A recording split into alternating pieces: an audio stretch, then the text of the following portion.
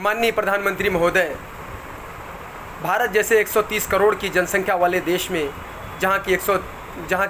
40% जनसंख्या गरीबी रेखा के नीचे जीवन बसर करती है,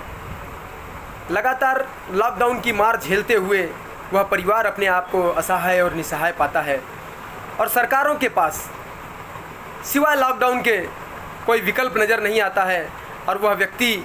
जो इस लॉकडाउन की विभीषिका को, इस लॉकडाउन के मार को झेल रहा है, उसके पास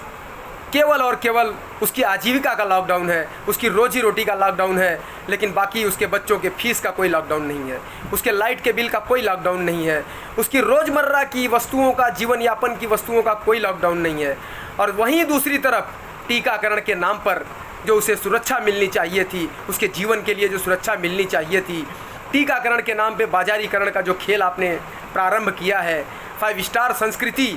के द्वारा 5 स्टार होटलों में धनाढ्य वर्ग के लोगों को टीका दिया जा रहा है और वहीं वह समाज का दबा कुचला शोषित वंचित वर्ग का वह व्यक्ति अपने आप को असहाय निसहाय पाता हुआ सरकारों की तरफ देख रहा है। प्रधानमंत्री महोदय, इन लोगों के जीवन से खिलवाड़ बंद करिए और भारत के 130 करोड़ लोगों को मुफ्त टीकाकरण सुनिश्चित किया जाए, इस बात की परवाह कीजिए। कहीं ऐसा ना हो कि चुनाव के पहले आपकी सरकार के द्वारा, आपके मंत्रियों के द्वारा आपके द्वारा कहा गया यह वाक्य कि मैं व्यापारी हूँ, क्या लोगों के जीवन मूल्यों की कीमत पर आप व्यापार करना चाहते हैं? प्रधानमंत्री महोदय, ये सरकार देश के 130 करोड़ जनता के द्वारा निर्वाचित की गई है और देश के जनता के जीवन